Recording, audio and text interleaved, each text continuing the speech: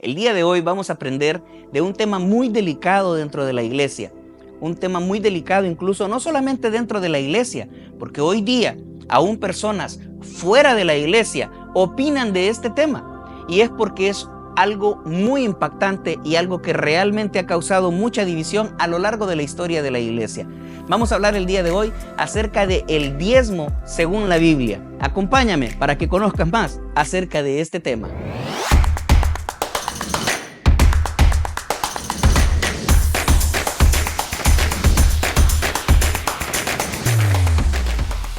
Como dije en la introducción, este es un tema tan controversial que incluso personas ajenas a la iglesia opinan acerca de esto, como si este tema fuese algo dado para las personas que no están dentro de la iglesia. Lo que pasa es que también mucha de la iglesia ha tenido la culpa acerca de este tema porque su énfasis ha sido tan específico en ese, han tenido tanto énfasis acerca de ese tema que aún las personas fuera de la iglesia, cuando tú les quieres hablar de Cristo, relacionan inmediatamente el cristianismo con el diezmo. Y es porque el énfasis que se le ha dado ha sido desmedido, ha tenido un énfasis demasiado grande. Pero nosotros tenemos que entender dos cosas fundamentales para poder hablar acerca de este tema. La primera cosa que nosotros debemos de entender es que la iglesia debe ser basada en las doctrinas de los apóstoles y los profetas. Nosotros no podemos basar la iglesia en opiniones de teólogos, en opiniones de iglesias específicas. No podemos basarnos en libros de texto.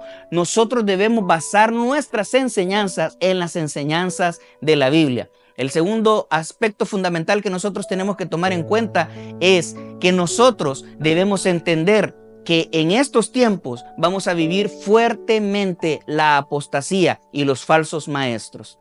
Nosotros podemos encontrar en la Biblia el soporte para darnos cuenta que no es algo nuevo. La manifestación, probablemente esta es la manifestación más fuerte, esta es la manifestación más grande que ha habido de falsos maestros, de falsas doctrinas.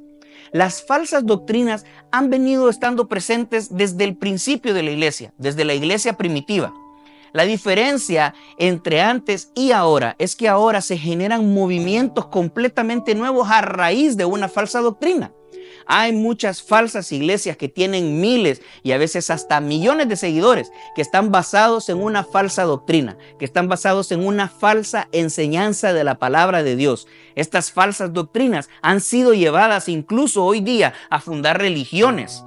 Cuando un grupo de personas no está de acuerdo con una doctrina de la sana doctrina de la Escritura y tiene una interpretación diferente, lo que hacen es fundar un nuevo ministerio basándose en lo que ahora ellos consideran que es la revelación correcta. Estas falsas doctrinas y estas falsas enseñanzas le han causado mucho daño a la iglesia. Pero te repito, no es nada nuevo. Cuando nosotros nos vamos a la Biblia, podemos encontrar en el libro de Gálatas, en el capítulo 1, de los versículos 6 al 7. Y Pablo advierte acerca de las falsas doctrinas diciendo: estoy maravillado de que tan pronto os hayáis alejado del que os llamó por la gracia de Cristo, para seguir un evangelio diferente. No que haya otro, sino que hay algunos que os perturban y quieren pervertir el evangelio de Cristo. Esto significa, amado hermano y querido amigo, que el evangelio de Cristo ha querido ser pervertido desde la iglesia primitiva. Por esto el apóstol Pablo le decía esta advertencia a los Gálatas. Le decía: estoy maravillado de que tan pronto, es decir, en tan poco tiempo, se hayan dejado convencer. Esto está pasando hoy día también. No hay un evangelio diferente.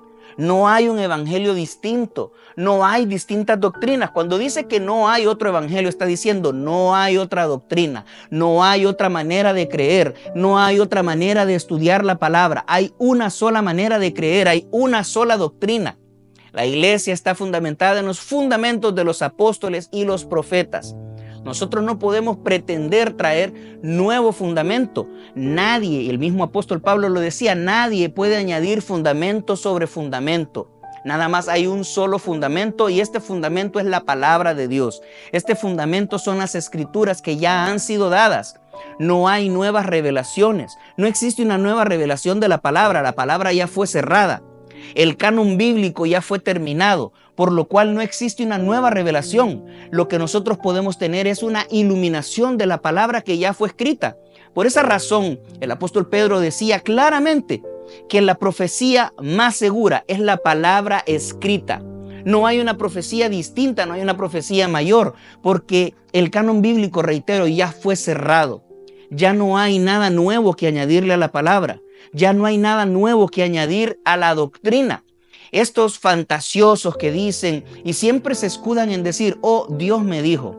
Cuando las personas tú las escuchas decir, Dios me dijo, y lo que le dijo no es lo que tú encuentras en la Escritura, en la Biblia, esta persona lo que está utilizando es una excusa para poder validar su opinión. ¿Cómo tú puedes discutir con alguien que dice, Dios me dijo? Si ya Dios le dijo, no hay nada más que decir. Y precisamente eso es lo que ellos buscan. Buscan atemorizarte. Y hay versículos, utilizan versículos fuera de contexto para meterte ese temor en tu vida. Por ejemplo, te dicen, no blasfeme en contra del Espíritu Santo, hermano. Porque si usted blasfema en contra del Espíritu Santo, usted sabe que no tiene perdón ni en este siglo ni en el siguiente. Es decir, ni en esta vida ni en la otra. Entonces tú tienes temor y dices, oh, mejor no digo nada. No vaya a ser que de verdad fue el Espíritu Santo. Amado hermano, la Biblia es muy clara y dice, por sus frutos los conoceréis. Y los frutos de un verdadero cristiano deben estar basados en la santa palabra de Dios. Nosotros no podemos añadirle ni tampoco podemos restarle a la palabra de Dios que ya ha sido dada. Toda doctrina debe de estar fundamentada y sujetada a lo que dice la Escritura. Teniendo en claro entonces esta extensa introducción, vamos a pasar ahora al tema que nos atañe en este momento, que es específicamente hablar acerca de los diezmos. En primer lugar, vamos a hablar cuál fue el origen de los diezmos, dónde nacieron los diezmos. Bueno, los diezmos nacen en el Antiguo Testamento y no nacen específicamente en la ley ceremonial. Nacen de dos actos específicos que están completamente separados y no correlacionados el uno con el otro. La primera vez que aparece la figura del diezmo en la iglesia es con Abraham. Abraham dice que venía de una batalla con Kedorlaomer y los reyes que le acompañaban. Entonces Abraham derrotó a estos reyes y Abraham tuvo un gran botín por haber derrotado a estos reyes. Cuando hablamos de un botín estamos hablando de tesoros. Traía ovejas, traía ganados, traía oro, traía platas, traía vestidos y traía un gran tesoro, un gran botín de todos los reyes que él había derrotado. Dice que cuando venía entonces se presentó con Melquisedec, sumo sacerdote del Dios Altísimo, y le mostró y le ofreció los diezmos de todo el botín. Vamos a ver tres cosas específicas en este diezmo que hizo Abraham. La primera cosa específica es que fue algo voluntario. Él quiso hacerlo, nació de él. Él tuvo la voluntad de darle los diezmos a este sacerdote. La segunda cosa es que él le dio diezmos de un botín de guerra, lo cual significa que le diezmó con dinero, le diezmó con oro, le diezmó con plata. Eso fue lo que él le entregó como diezmos. Y la tercera es que no había ni existía un reglamento específico acerca del diezmo en ese momento. Ni siquiera la ley había sido revelada ni había sido transmitida al pueblo. De hecho, el pueblo nace de los lomos de Abraham. El segundo caso donde nosotros encontramos el origen del diezmo también fue con un familiar de Abraham, con Jacob. Pero vamos a encontrar una cosa completamente diferente. Jacob estaba en un lugar donde tuvo una lucha con el ángel de Jehová. Y en ese mismo lugar, Jacob hace un voto delante de Dios y pone una condición y le dice, si me bendijeres al lugar donde yo fuere, y si me prosperares, y si me hicieres volver en paz con mi familia, entonces yo te daré el 10% de todos mis bienes. Entonces ahí vamos a ver a un Jacob haciendo un negocio con Dios donde le propone algo, le solicita que le dé su ayuda, le solicita que lo bendiga, le solicita que le dé paz con su familia y a cambio él le ofrece dar los diezmos. Son dos escenarios completamente distintos, no tienen nada que ver el uno con el otro. Tampoco menciona la Biblia a quién le haya diezmado Jacob. Jacob hizo la promesa, pero no se sabe a quién le entregó esos diezmos. No hubo un sacerdote a quien él entregara los diezmos. No hubo una figura sacerdotal que nosotros podemos tomar como una base bíblica y como un ejemplo para poder entender que así se debería de hacer. Nosotros vemos dos casos completamente aislados. Probablemente Jacob había escuchado las historias de su padre Abraham y de ahí él sacó el entendimiento de ofrecerle un diezmo a Dios. Pero no fue exactamente lo que pasó con Abraham. Abraham lo hizo de manera voluntaria. Abraham ya había recibido la bendición cuando él quiso hacerlo. En cambio, Jacob pidió la bendición para poder entonces dar el diezmo. No existía. Él hizo un voto delante de Dios y Dios en su santa misericordia le concedió todas las peticiones del corazón de Jacob y Jacob cumplió con la promesa que le había hecho a Dios. Pero nosotros tenemos que poner en claro algunos aspectos para poder continuar con este tema. Nosotros debemos entender varios aspectos en cuanto al estudio de la palabra y quiero mencionártelos ahora. Nosotros no podemos confundir aspectos fundamentales de la doctrina, como por ejemplo, la ley con la gracia, Israel con la iglesia, el día de reposo con el día de adoración, el reino milenial con el estado eterno, y tampoco podemos confundir la ofrenda con el diezmo.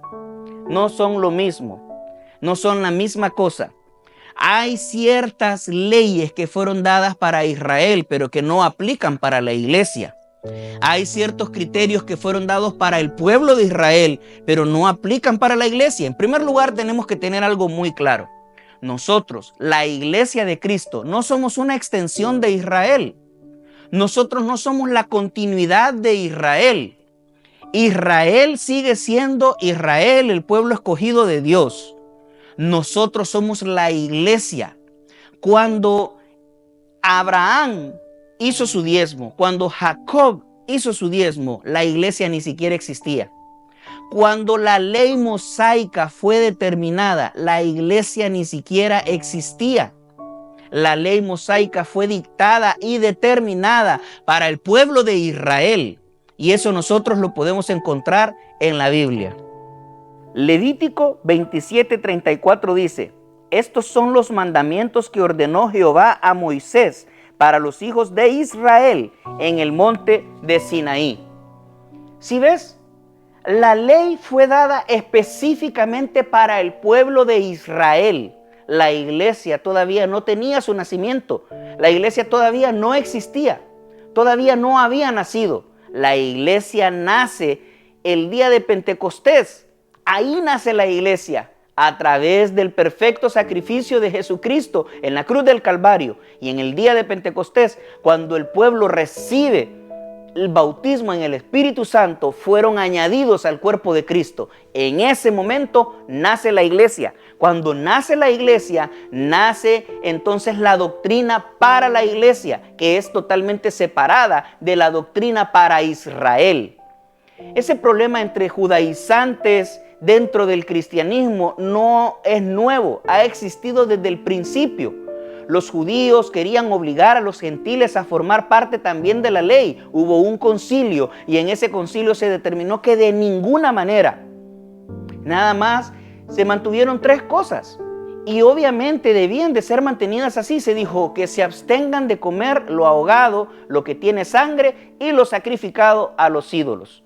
En demás, los gentiles, que somos nosotros, el pueblo no judío, el pueblo no descendiente de Israel, lo demás no es necesario que lo cumplan. Claro, por supuesto que no, porque la ley no fue determinada para nosotros. Ahora bien, no con esto estamos invalidando completamente el Antiguo Testamento. El Antiguo Testamento es sombra y figura de aquel que había de venir, que es Jesucristo. En el Antiguo Testamento nosotros podemos encontrar a Jesucristo mismo. Cuando nosotros encontramos y vemos la ley, nosotros podemos darnos cuenta que toda la ley es el retrato de aquello que Jesucristo iba a hacer por nosotros. Aquello que Jesucristo cumplió para poder ser entonces Él nuestro representante y tomar nuestro lugar y así redimirnos. Entonces nosotros vemos el cumplimiento total de la ley en Cristo, y Cristo extendió la gracia de Dios aún para nosotros los gentiles, los que no descendemos del pueblo de Israel.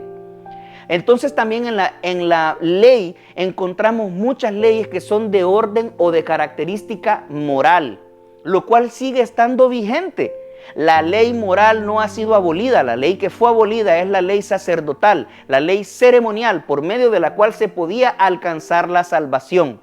La ley para alcanzar la salvación ahora es en Cristo Jesús. Sin embargo, las leyes morales siguen siendo las mismas. Las leyes morales que nos hablan acerca de la convivencia de los unos con los otros, acerca de no delinquir, acerca de muchos aspectos de la vida en sí, esa ley sigue estando vigente. La ley sacerdotal es la única ley que ya no está vigente. ¿Cuál es esa ley? Aquella que conlleva un pecado directo. Hoy día, cuando nosotros estamos delante de la presencia de Dios por medio de Jesucristo, a través de la sangre de Cristo, dice la Biblia que nosotros somos justificados en Él. Nuestra justicia es la justicia de Jesucristo, no nuestra propia justicia, sino la justicia de aquel que nos llamó y que nos amó a nosotros primero. Teniendo en claro este aspecto, debemos entender entonces que cuando hablamos del diezmo a nivel de la ley ceremonial o sacerdotal, nosotros nos podemos dar cuenta que esa ley ya no aplica para el pueblo cristiano. Pero en este punto quiero aclarar una cosa. Si tú eres de las personas que cree que el diezmo debe de ser dado y que si no das el diezmo, no hay ningún problema con eso. Solamente necesito que tú entiendas algo. No es una ley aplicable para el cuerpo de Cristo hoy día, pero si tú quieres seguir diezmando, si tú quieres poner eso como una normativa o como una medida para dar tu ofrenda delante de Dios, está bien. Sin embargo, si tú quieres diezmar a nivel de ley y debes de cumplirlo como una ley, déjame decirte que la Biblia dice claramente que el que quiere cumplir una ley debe cumplir toda la ley. Entonces, o vives por la gracia de Cristo o vives por la ley de Moisés. Tú tienes que hacer una decisión. El apóstol Pablo decía claramente que si entonces nosotros necesitamos hacer nuestras obras, si necesitamos seguir viviendo por la ley, entonces dice que para nada Cristo murió en la cruz del Calvario. Nosotros tenemos que tener bien claro cuál es el llamado de la iglesia hoy día, y nosotros hoy día tenemos un llamado y una dispensación diferente. No podemos confundir las dispensaciones, los pactos, los tiempos.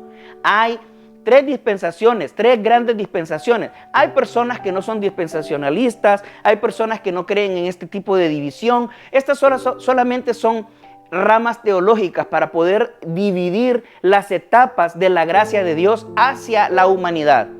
Las tres dispensaciones grandes son la dispensación del patriarcado, que es el tiempo de los patriarcas, la dispensación de la ley mosaica, que es el tiempo donde fue descrita y pregonada la ley de Moisés, y ahora la dispensación de la gracia por medio de Jesucristo. Si nosotros nos ubicamos en tiempo y espacio en estas tres dispensaciones, vamos a entender claramente que no formamos parte de la dispensación patriarcal. Es decir, nosotros no vivimos en los tiempos de Abraham, no vivimos en los tiempos de Isaac, no vivimos en los tiempos de Jacob. Entonces también nos vamos a dar cuenta que no estamos en la dispensación de la ley mosaica. Nosotros no estamos viviendo en los tiempos de Moisés. Nosotros no vivimos en esos años, no vivimos bajo esa ley. Entonces nos vamos a dar cuenta que ahora estamos bajo la dispensación de la gracia de Jesucristo, porque hoy día tú y yo formamos parte de la iglesia porque hemos creído que Jesucristo es el Hijo de Dios, que vino a esta tierra, que nació, que creció, que murió y que al tercer día resucitó y hoy está a la diestra del Padre. Y que por su sacrificio nosotros tenemos entrada delante de Dios, que hemos sido lavados con la sangre de Cristo y que hoy somos hechos hijos de Dios. Entonces nosotros estamos en la dispensación de la gracia. De modo que si nosotros vivimos por gracia, no tenemos por qué retroceder a la ley. Si fuese necesario retroceder a la ley, pero déjame aclararte algo. Nosotros no somos judíos. Nosotros no somos descendientes de Israel. Nosotros no pertenecemos al pueblo de Israel. Nosotros ahora somos el pueblo de Dios porque somos la iglesia de Cristo. Pero déjame decirte algo aún más sorprendente. Hoy día, la iglesia de Cristo es la responsable de continuar con la responsabilidad que antes tuvo Israel, que es predicar acerca de Dios. Hoy día es la iglesia la única encargada de predicar acerca de Dios. Hoy día es la iglesia la que está encargada de predicar las buenas nuevas del Evangelio de Cristo. Hoy día es la iglesia la encargada de transmitir el mensaje de Dios a quienes todavía no lo conocen. Ya no es Israel. Y nosotros somos parte de la iglesia, no parte de Israel. Tenemos que tener muy claro esto y poder separarlo en nuestra mente, poder separarlo en nuestro entendimiento, que no somos Israel, somos la iglesia de Dios, la iglesia de Cristo. Eso es lo que nosotros somos y debemos de tenerlo muy claro en nuestra mente y en nuestro corazón.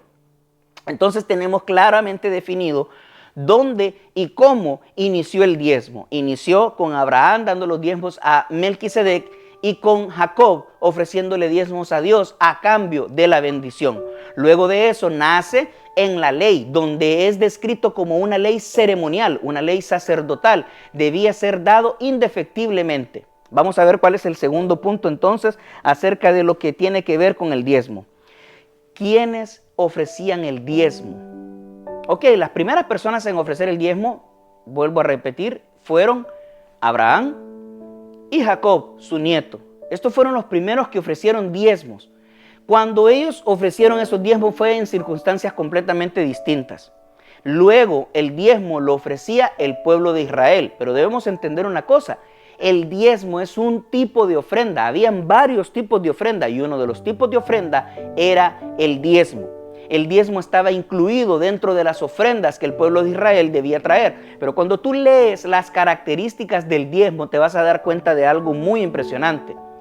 Tanto Abraham como Jacob, cuando iniciaron con el diezmo, lo hicieron de manera voluntaria. Pero en la ley, el diezmo no es algo voluntario. En la ley, ni el diezmo ni las ofrendas son voluntarias.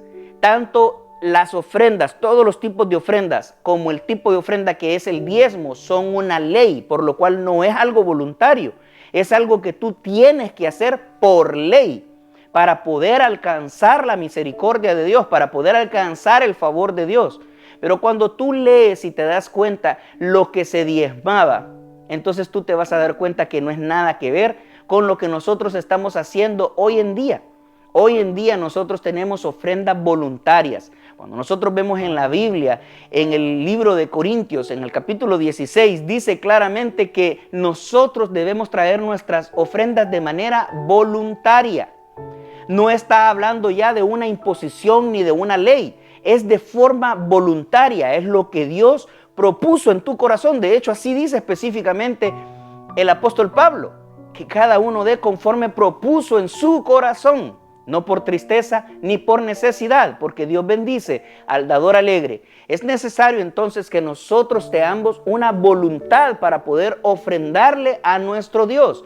También el apóstol Pablo, cuando habla de la ofrenda para los santos, es decir, la ofrenda para la iglesia no como institución, sino como el pueblo de la iglesia, los que conformamos la iglesia, las personas que estamos dentro de la iglesia, también lo habla de manera voluntaria. Cada uno aparte algo conforme haya prosperado.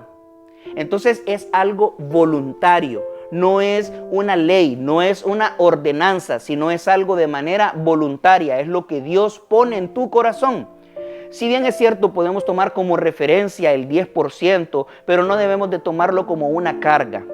Tenemos que entender que se trata de algo voluntario que tú estás haciendo delante de Dios. El tercer punto es que se diezmaba. Cuando la ley fue dada, lo que se diezmaba en ese momento era el producto o el fruto del campo y de los animales que también tenías en el campo. No se diezmaba de otra cosa, no se diezmaba de las ganancias, se diezmaba de lo que tú sembrabas, la cosecha que tú tenías, la 10ª parte tú la diezmabas. Se diezmaba de los animales que tú tenías, se reproducían tus animalitos y tú diezmabas la 10ª parte. Hoy día se habla de un diezmo a nivel de dinero. No es que en aquel tiempo no hubiera dinero, por supuesto que había dinero, por supuesto que existía dinero, pero el diezmo no era el dinero. El diezmo era el fruto del campo y el fruto de los animales que tú poseías. Ese era el diezmo. Como la gente vivía muchas veces largo de donde se encontraba el templo y nada más podías venir a dar tus ofrendas en el templo porque había un solo lugar para presentar las ofrendas y este era el templo. Como muchas personas vivían largo, había una ley que te permitía que si tú tenías cierta cantidad de producto, tú podías dar el valor que valía ese producto, porque no podías traerlo de tan largo. Se te hacía muy difícil transportarlo de largo para poderlo traer al templo. Entonces tú podías darlo en dinero, pero no es porque tú tenías que diezmar dinero. Era una manera de ayudar al pueblo para que pudiera cumplir con esta ley. No podían trasladar tanto producto, lo vendían y traían el dinero. Eso es lo que se practicaba, incluso en el templo, y eso fue lo que Jesús hizo cuando volteó las mesas.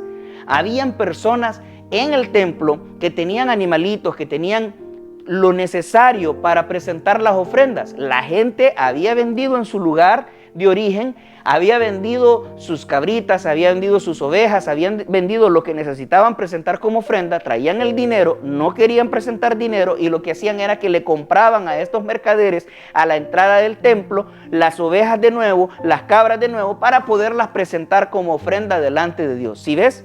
Lo que se diezmaba no era dinero, lo que se diezmaba era el producto de la tierra, era el producto de los animalitos que tú tenías en tu granja. Hoy día se pide como diezmo el 10% de tus ingresos, el 10% de tus ganancias, el 10% de tu dinero. No debe de ser así, es completamente distinto. Cuarto punto, ¿quiénes debían de diezmar? La Biblia dice, como te dije en el libro de Levítico, que la ley fue dada para el pueblo de Israel, no para la iglesia. De modo que quienes debían diezmar era el pueblo de Israel, no la iglesia en ninguna manera. Punto número 5. Si el diezmo era para Israel un tipo de ofrenda, ¿también tenía otros tipos de ofrendas? Por supuesto que sí. Habían muchos otros tipos de ofrenda. Estaban las ofrendas de paz, estaban las ofrendas mecidas, estaban las ofrendas de primicias. Habían varios tipos de ofrendas dentro de la ley, en la ley mosaica, pero todas estas ofrendas no voluntarias eran para el pueblo de Israel. Tú puedes ver en los libros del Antiguo Testamento, tú te puedes dar cuenta que aparte de las ofrendas que no eran voluntarias, sino que eran una ley que habían que darse, en ciertas ocasiones se hicieron ofrendas voluntarias, como por ejemplo, cuando se construyó el templo. Se llamó a las personas para que pudieran traer ofrendas voluntarias para la construcción del templo. Y las personas lo hicieron.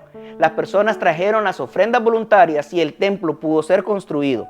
Esa fue la primera vez que se pudo ver que habían ofrendas voluntarias. Igual nosotros podemos darnos cuenta de algo. Las primeras personas que ofrendaron delante de Dios en toda la historia fueron Caín y Abel. Pero ojo con esto, ellos no diezmaron.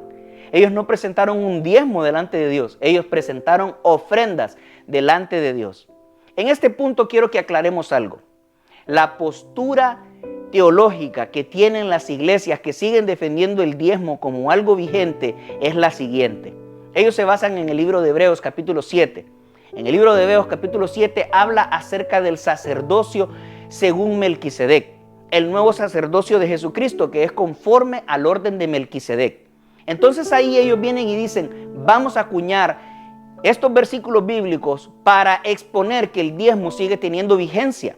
Entonces ellos toman como referencia que Abraham pagó los diezmos a Melquisedec, sumo sacerdote del Dios Altísimo, dando a entender que ese acto de Abraham debería de ser tomado hoy en día como un acto obligatorio también para la iglesia. Pero quiero aclarar algo. El capítulo 7 del libro de Hebreos no está sustentando la validez o la no validez de los diezmos. No está presentando el sumo sacerdocio de Melquisedec para soportar el diezmo. Lo que está hablando ahí es el orden, es decir, el tipo de sacerdocio que hay en Jesucristo. Y hay 3 puntos fundamentales que nosotros encontramos dentro de este capítulo 7 del libro de Hebreos. El número 1, cuando Jesucristo es comparado con el sacerdocio de Melquisedec, encontramos a un Melquisedec, sumo sacerdote del Dios Altísimo, una persona que no tenía origen, una persona que no tenía final, una persona que era completamente desconocida, que únicamente aparece en el Antiguo Testamento en ese específico escenario. no se sabe de dónde viene, no se sabe hacia dónde fue y no se sabe dónde exactamente estaba ubicado. Dice Melquisedec, sumo sacerdote del Dios Altísimo, rey de Salem, lo cual significa paz. Y Cristo es la paz de nosotros.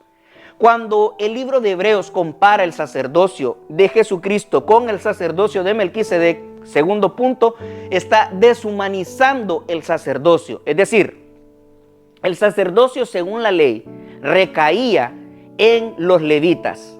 Y no solamente según la ley, sino según el orden que Dios mismo estableció por medio de Aarón y sus hijos. Aarón fue designado como el primer sumo sacerdote y luego sus hijos y toda su descendencia debían ser los encargados de ministrar la presencia de Dios y de ser los sacerdotes de Dios. El sacerdocio era exclusivamente para ellos, para el pueblo levita. Todos los levitas debían de ser los sumos sacerdotes por heredad, porque ese era el camino que Dios había decidido para ellos. Cuando el libro de Hebreos muestra a Jesucristo como sumo sacerdote conforme al orden de Melquisedec, está deshumanizando el sumo sacerdocio, está deshumanizando y quitando de la línea natural el sacerdocio y poniéndole en la línea espiritual que le pertenece únicamente a Él. Y el tercer punto fundamental es, cuando la ley tenía como sacerdotes a humanos mortales y carnales como tú y como yo, dice que el sumo sacerdote tenía que presentar primeras ofrendas por él mismo para expiar y limpiar sus propios pecados antes de poder presentar las ofrendas del pueblo.